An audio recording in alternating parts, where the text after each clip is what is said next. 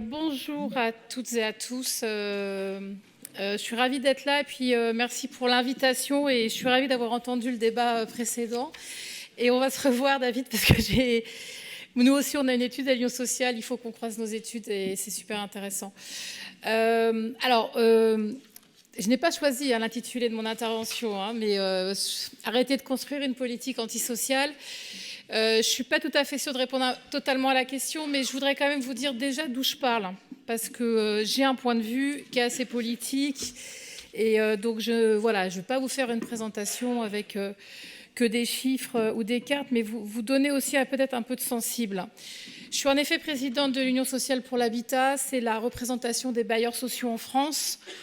560 organismes, ça représente 5,6 millions de logements, c'est 18% des résidences principales en France. C'est un patrimoine national extraordinaire que notre pays, pour l'instant, a évité de vendre, contrairement à d'autres pays européens, même si le gouvernement actuel et le précédent aimeraient bien le faire. Et c'est la promesse d'un logement de qualité de bon marché. Et c'est une promesse qui est centenaire. Donc voilà. Souvent on me dit que je représente un peu une sorte d'éléphant de dinosaure, mais j'assume, mais alors totalement, y compris derrière moi, en effet, c'est une certaine manière de faire du logement, de l'immobilier. C'est aussi une certaine conception de notre métier, puisque par ailleurs, ce ne sont pas des entreprises capitalistiques. Et donc, nous réinvestissons nos recettes locatives dans l'entretien du patrimoine social et également dans la construction de nouveaux logements. Et donc, vous dire aussi, 5,6 millions de logements, c'est à peu près 11 millions de personnes logées sous conditions de ressources, des personnes, je le redis, dont les ressources sont contrôlées chaque année. Et donc le mythe des personnes qui vivraient en logement social mais qui n'ont pas le droit d'y habiter, vous trouverez toujours un cas à me donner parce qu'il leur a fait quelques actualités dans les médias. En fait, ça n'existe pas. Malheureusement, nos locataires sont des gens pauvres ou avec des revenus modestes. Et surtout, sont des gens qui, si vous comparez à 50 ans, nos locataires sont plus pauvres qu'il y a 50 ans. Et surtout, à chaque fois qu'un locataire nouveau entre dans le logement social pour remplacer un locataire qui sort, il est toujours plus pauvre que celui qui le remplace. Et je tiens à le dire parce qu'à travers le paysage de qui habite le logement social, en fait, vous voyez aussi toute la traduction de l'impact du travail intermittent, du travail à temps partiel, des familles monoparentales et du manque d'activité pour une partie importante de la population. Enfin, simplement pour vous donner quelques images, donc le logement social est centenaire, mais son grand moment de développement, c'est au lendemain de la Seconde Guerre mondiale, pendant les 30 Glorieuses. Donc on a tout un patrimoine, évidemment, qui est majoritairement présent dans les grandes zones d'emploi et d'industrie de la France des années 50. Les houillères, que ce soit dans le Pas-de-Calais et le Nord ou en Lorraine, l'Île-de-France, évidemment, le couloir de la chimie en Rhône-Alpes. Et puis cette histoire-là, ça fait qu'aujourd'hui, 35% de nos locataires ont plus de 65 ans. Et beaucoup d'entre eux ont toujours vécu en logement social.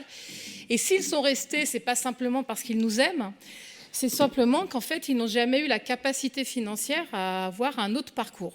Puisque le logement social a été conçu en France avec cette idée d'un parcours ascensionnel, où, en gros, parce que le logement social a vraiment été fait pour accompagner le développement de la classe ouvrière et de l'industrie, et donc de loger en fait les ouvriers dans les villes. Et d'où le fait qu'on a beaucoup de patrimoine dans ces territoires-là. Mais c'est vrai qu'on a toujours dit qu'il fallait un parcours résidentiel en France et qu'on passait par le logement social, puis par le logement locatif privé et un jour par l'accession à la propriété. Bon, ça fait bien longtemps que pour une grande partie de nos locataires, ce parcours les a complètement exclus, en fait. Et ce qui explique aussi des responsabilités aujourd'hui différentes, parce que quand vous avez un tiers de vos locataires qui ont plus de 65 ans et 10% qui ont plus de 74 ans, évidemment, vous avez des responsabilités de bailleurs qui sont un peu différentes. La seconde chose, c'est que donc, je suis présidente de l'Union sociale pour l'habitat aujourd'hui. Il y a 10 ans même, je dirigeais le Parti écologiste français, Europe Écologie Les Verts, qui n'est pas plus ou moins fort que le Parti écolo en Belgique, je tiens à le dire. Il est différent. Et les camarades belges sont peut-être un peu plus malins sur la question de prendre le pouvoir quand ils peuvent le prendre, si je peux me permettre. Mais c'est un autre débat. Donc, j'ai dirigé ce parti à une époque où j'étais par ailleurs vice-présidente de la région Île-de-France et en charge du logement et de la rénovation urbaine dans cette très grosse région. Et enfin, j'ai été ministre du logement et de l'habitat durable dans le quinquennat Hollande entre 2016 et mi-2017, ce qui m'a valu d'ailleurs d'être exclue de mon parti, qui pourtant était dans la majorité de l'époque. Mais c'est une autre histoire. C'est pour vous montrer, voilà, bon bref, des choses toujours intéressantes avec les écologistes. Donc je suis toujours écologiste. Je ne suis plus membre de ce parti, mais je suis toujours écologiste, je le revendique. Et j'essaie en effet de poser une partie de ces questions. Alors pour revenir après au débat et à cette question qui pourrait paraître un peu violente et difficile, le fait, c'est qu'on pose cette question, on la pose ici dans un débat, notamment sur la situation française. Et la situation française, elle n'est quand même pas anodine par rapport à d'autres pays. C'est que c'était le cas il y a 10 ans, c'était le cas il y a 20 ans, c'était le cas il y a 30 ans. On est quand même dans une difficulté à bien loger les habitants de ce pays depuis fort longtemps. Et je pense qu'il faut avoir ça en tête parce que c'est aussi une des raisons...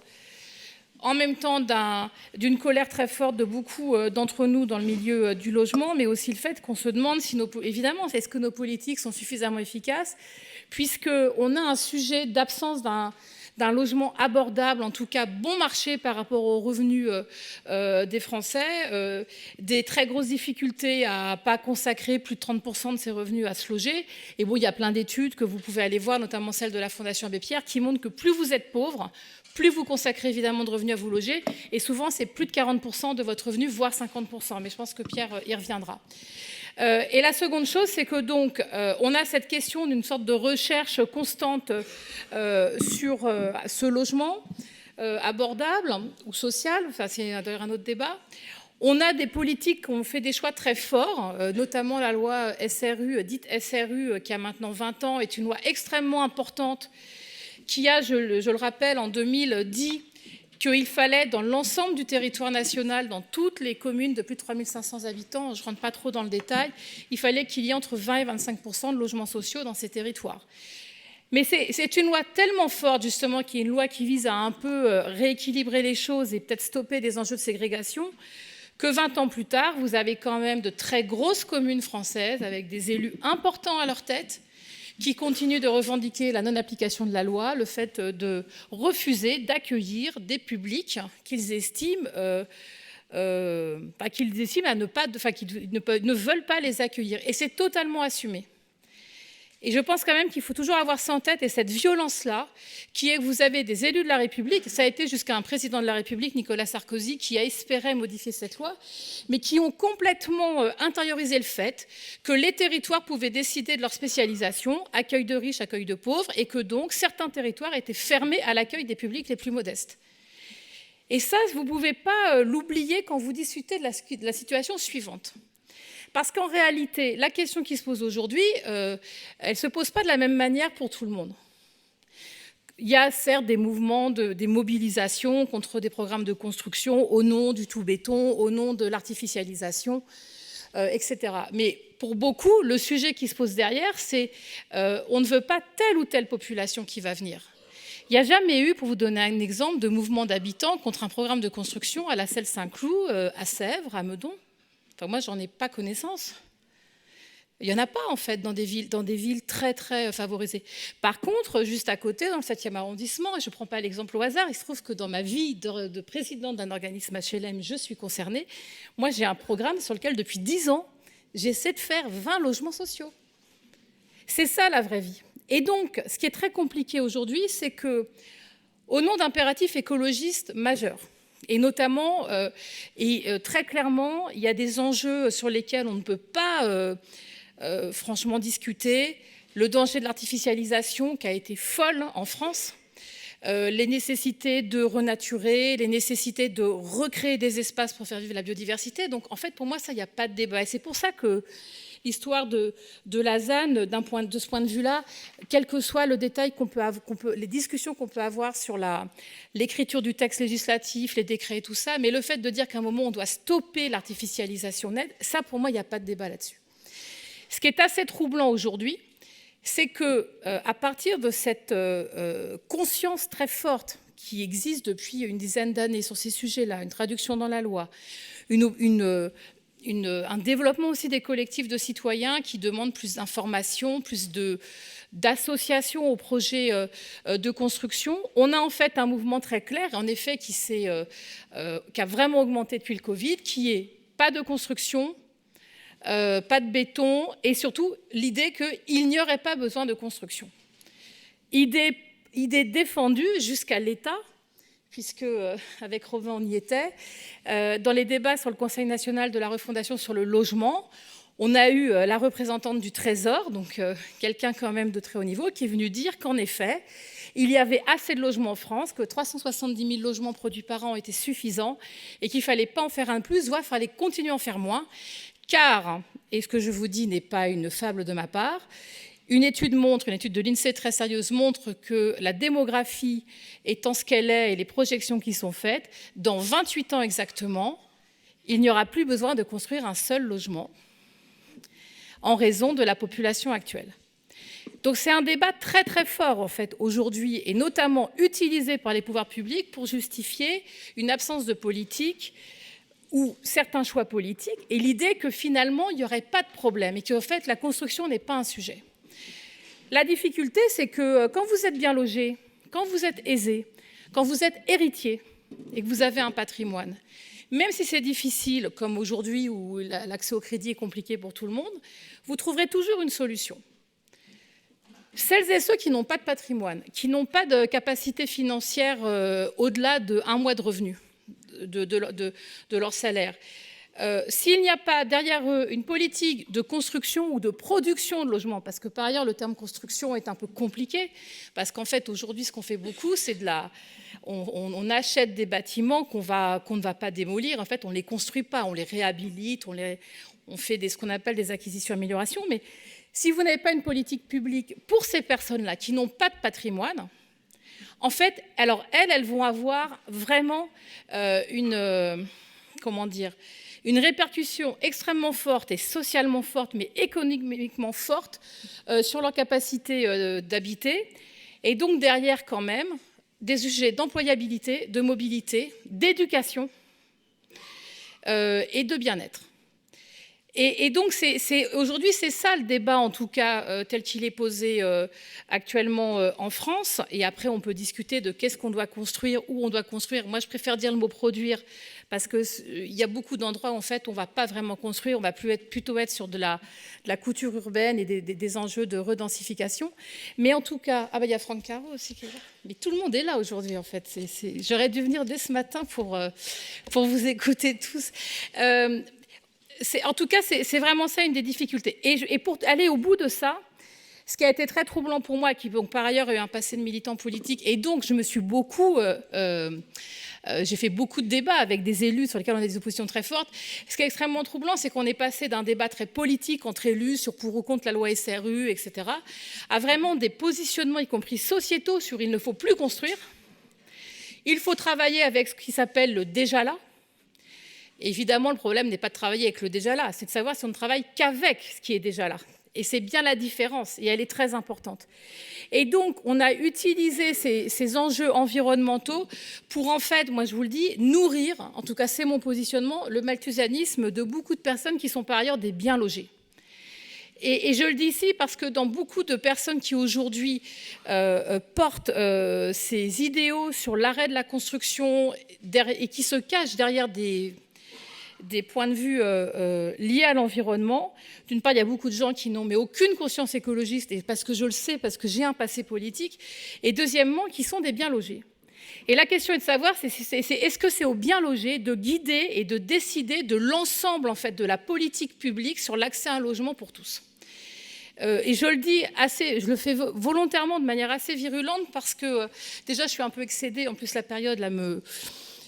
Voilà. et que j'en ai un peu ras-le-bol. Et en plus, parce qu'on est sur une crise assez terrible. Pourquoi je vous dis ça? C'est parce que ces dernières années, on a quand même des progrès sociaux importants. La France est un pays extrêmement riche. Il y a un développement de l'emploi et de l'activité économique réelle. Et en même temps, on n'a jamais eu autant de demandeurs en logement social. On en est à 2,4 millions de ménages qui attendent un logement social, enfin qui demandent un logement social. 1,6 million de ménages, hein, pas de personnes, je parle bien de ménages, qui attendent un logement. 700 000 autres qui demandent d'avoir des mutations. On n'a jamais eu un chiffre aussi important. C'est 20% d'augmentation de la demande HLM en 8 ans. 20%. C'est juste dingue. Et ce n'est pas simplement parce qu'on a modernisé les systèmes d'information et que maintenant on a des bases beaucoup plus solides. C'est aussi parce que dans la période, on a eu une augmentation de la cherté du logement. On a vraiment l'accaparation des logements disponibles par l'ensemble des enjeux des plateformes saisonnières. Et là, on est dans une difficulté totale avec les JO qui arrivent aujourd'hui. Et puis par ailleurs, une idée répandue aujourd'hui qui est que si vous galérez à vous loger, finalement c'est un problème individuel. C'est un problème qui repose sur votre personne, sur votre capacité ou pas à avoir le bon emploi, le bon revenu, les bons réseaux. Sauf que non. La difficulté à se loger correctement aujourd'hui, elle est liée à des choix, des politiques publiques et surtout des absences en fait de politiques fortes. Et de ce point de vue-là, c'est très important. La deuxième chose, c'est sur les questions de relation, je dirais, à la ville. Enfin, le terme n'est peut-être pas suffisamment précis. À la ville où on a envie de vivre. Parce qu'il y a aussi ça qui, en effet, a été pas mal développé après le Covid, et à raison. Toute personne qui a été confinée avec ses enfants dans un espace extrêmement petit en a eu très très vite marre de villes où on n'était pas bien, où il n'y avait pas d'accès à l'extérieur. Je ne vous cache pas que des gens qui ont vécu dans des très grands appartements, ils l'ont beaucoup mieux vécu que quelqu'un qui vit dans un 50 mètres carrés avec 3 enfants. Et donc, c'est vrai qu'on a traduit ça par un rejet de la ville, le débat sur la démétropolisation, sur la désaccélération, etc., qui existe aussi. Alors que je pense qu'en effet, aujourd'hui, la question, c'est de savoir si on peut avoir des villes où on a envie de vivre. Donc, derrière, quel est leur niveau de densité? Quel est leur niveau de service? Et leur capacité à l'émancipation. Et là-dessus, c'est pour ça aussi que j'assume totalement un propos extrêmement politique, alors que j'aurais pu aussi être beaucoup plus dans les chiffres, mais aujourd'hui, la question d'une ville accessible, donc avec des prix en fait où vous pouvez y aller. Parce qu'une ville pour les nantis, c'est facile à faire. La question, c'est une ville où tout le monde peut aller s'installer, où on trouvera des loyers, voire de l'accession à des niveaux importants. Mais surtout, une ville où on a envie de vivre, c'est une ville où on peut étudier, où on peut travailler, où on peut avoir des relations sociales, on peut avoir des lieux d'émancipation, des lieux de liberté. Et pourquoi je dis ça? Parce que quand on est précaire, et aujourd'hui on a beaucoup d'études là-dessus, il vaut mieux être dans des villes où vous avez des services publics accessibles, pas simplement à proximité, mais qui existent. Quand vous êtes une famille précaire, il faut mieux être dans une ville où la cantine scolaire, elle est faite avec le prix de la cantine scolaire est calculé par rapport à votre quotient familial et pas un prix unitaire pour tout le monde. Et pourquoi je dis ça? C'est parce que je ne voudrais pas simplement qu'on pense que les sujets sont uniquement des questions de faut-il ou pas construire, sans garder où et avec quelle politique sociale autour. Et ça me semble évidemment très important. La deuxième chose, c'est clair, c'est qu'il faut aussi avoir des villes dans lesquelles on se sent bien. Donc il y a des enjeux qui ne sont pas que des sujets de prix du logement. Vous avez les questions de pollution, les questions de mobilité, aussi les questions, j'ai dit, de services publics et de qualité de l'accès à l'enseignement, à la culture, et le débat que vous connaissez sur la carte scolaire, qui à mon avis, qu'on ne peut pas sortir en fait, de savoir où on doit construire. Il y a un véritable enjeu par rapport à la carte scolaire et à des choix qui sont faits et extrêmement importants. Enfin, parce que j'ai tout mélangé, mais ce n'est pas tout à fait pas très grave, je pense que dans la période actuelle, on doit quand même essayer de tenir bon sur certaines valeurs et positions, puis aussi trouver des solutions.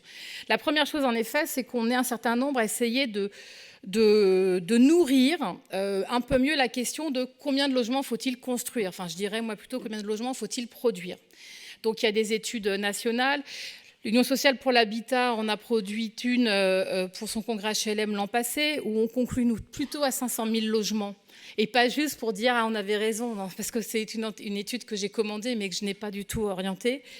Simplement, on a regardé l'impact en fait des locations saisonnières qui avaient en fait, et c'est ça qu'on a demandé à notre prestataire de commencer à travailler, c'est en fait l'impact de la vacance des logements et l'impact des locations saisonnières qui a un peu changé la donne ces 10 dernières années. Et puis derrière, et c'est ça qu'on travaille, et je crois que le ministère du Logement veut aussi le faire, mais il nous a dit qu'il lui faudrait 3 ans pour le faire, donc nous on a décidé de le faire un peu avant, c'est de regarder les besoins en logement et notamment en logement social dans tous les territoires.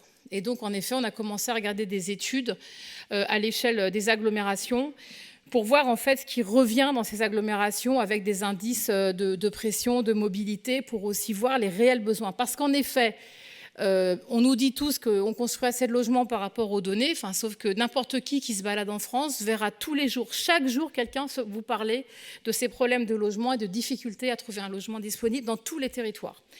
La seconde chose que je veux que vous ayez en tête, c'est que depuis le Covid, cette histoire de territoire tendu, détendu, qu'on a utilisé beaucoup à l'échelle française, en tout cas dans le logement social, elle n'existe plus. Elle a beaucoup existé. On avait y compris dans le logement social des territoires dits en déprise, certes démographique, mais aussi avec une faible attractivité, on disait, du patrimoine. L'État nous demandait de démolir des logements. Bon, ça, c'était encore le cas il y a 5 ou 6 ans.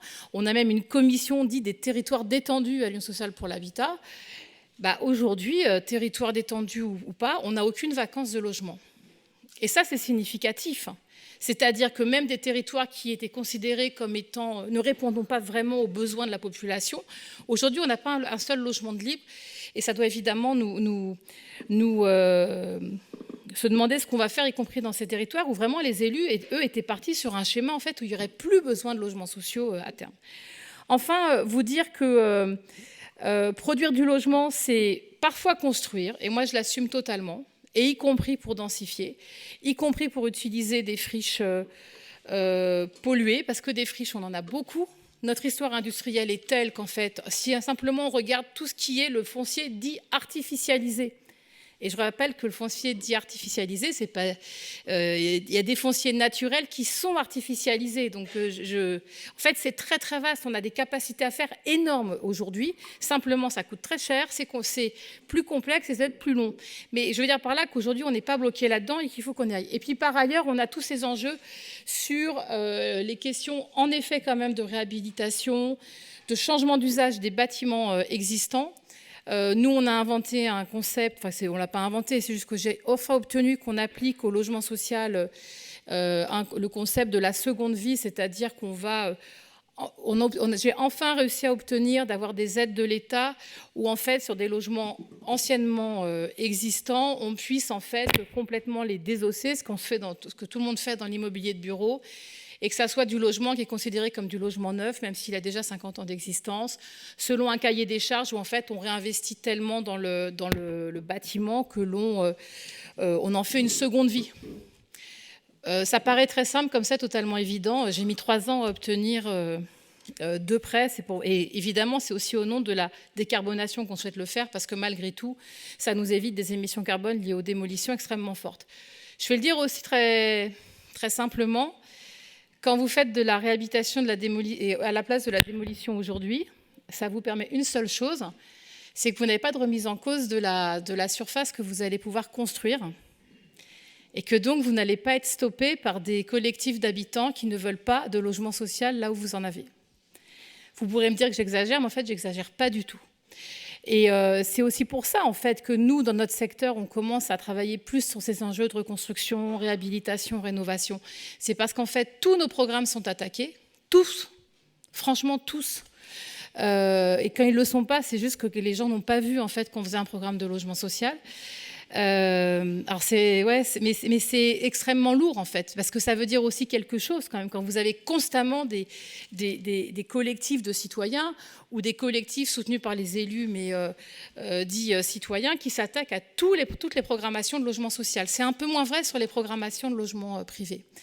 Et c'est vrai que quand vous travaillez aujourd'hui les enjeux de rénovation et de reconstruction, c'est aussi pour garder la surface à construire, pour ne pas perdre de droit à construire. Donc c'est aussi pour s'éviter ça. Néanmoins, il y a des vrais débats aujourd'hui de savoir si on doit tout garder. Et là-dessus, je pense qu'il faut qu'on soit très honnête, parce qu'il y a des mouvements citoyens et qui militent contre certaines démolitions de logements sociaux. La vraie question, c'est de savoir comment les gens vivent en fait dans ces logements et dans ces quartiers. Et je pense qu'il ne faut jamais oublier ça, parce qu'on parle souvent des logements, on est sur des chiffres, on est sur des petites histoires. Mais nous, ce qui nous intéresse aussi, c'est ce qu'on fait d'un point de vue urbain. C'est aussi comment on vit à l'échelle d'un quartier dans des territoires. Et moi, je vous le dis, il y a des territoires où on a des logements qui sont absolument formidables, qui ont été bien pensés. Sauf qu'on est dans des quartiers qui, eux, ont été tellement mal pensés que la réalité, c'est que oui, il faudra qu'on soit capable de réinventer tout, en fait. Et ça, c'est un débat très compliqué dans une période où, d'une part, il manque beaucoup de logements, ou d'autre part, les gens nous disent toujours non, mais vaut mieux un logement, même dans un quartier atroce, que rien du tout. En fait, ce n'est pas tout à fait vrai. Parce que le mal-vivre dans des quartiers mal dessinés d'un point de vue urbain, relégués, pas soutenus par des politiques locales, c'est aussi des enjeux, enfin, c'est aussi notre quotidien. Et je le dis parce que on a trop souvent il faut faire très attention de ne pas parler à la place de celles et ceux qui demain seront dans ces logements. Et je pense que c'est très important, alors y compris tous dans nos positions, on peut être dans des positions d'experts, de conseils, de militants, mais il faut qu'on fasse attention à ça parce que derrière ces très bonnes idées, en réalité, il y a beaucoup de gens, et c'est souvent une question moi, que je pose, il y a beaucoup de gens qui défendent certains programmes et qu'il faut simplement les réhabiliter, sauf que pas une personne autour de moi veut y aller. Et ça, quelqu'un parlait tout à l'heure du sensible, mais c'est ça aussi la réalité. Et il faut évidemment l'avoir en tête. Bref, après ce propos un peu décousu, et je m'en excuse, mais j'espère quand même que j'ai répondu à la question, vous comprendrez que moi, ce que je pense, en fait, c'est qu'il faut assumer l'idée qu'on a besoin de logements. Est-ce qu'il faudra tous les construire? Non. Les produire et travailler sur l'existant, évidemment, mais surtout, ce n'est pas n'importe quel type de logement dont on a besoin. On a besoin de logements qui répondent au niveau de vie de la population. Et notamment, en priorité, à cette première moitié en fait, de nos concitoyens qui, en fait, ont des revenus qui sont autour du SMIC et du SMIC fois plus 20%. Donc, en fait, qui sont avec des revenus modestes et qui n'ont pas de capacité à beaucoup les faire évoluer. Et la vraie question, c'est pourquoi est-ce que, y compris dans le logement social, nous n'avons pas assez de moyens en fait, pour construire en priorité vers ces classes sociales-là, qui sont dans les premiers déciles de revenus et qui, aujourd'hui, en fait, souffrent plutôt en silence de leur difficulté à se loger. Parce que pendant ce temps-là, je le redis, les collectifs des bien logés qui ont un point de vue sur qu'est-ce qu'il faut faire et qui on veut dans tel ou tel territoire sont extrêmement puissants. Certains en font d'ailleurs des programmes politiques. Et je pense que c'est d'ailleurs une autre question, mais extrêmement importante. Voilà. Bref, j'espère avoir répondu à une partie de la question. Merci mille fois.